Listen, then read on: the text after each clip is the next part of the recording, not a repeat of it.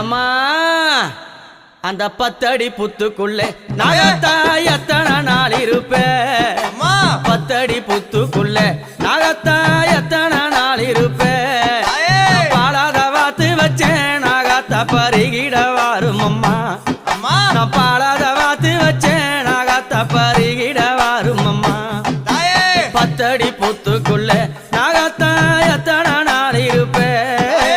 10 அடி புத்துக்குள்ளே நாகத்தா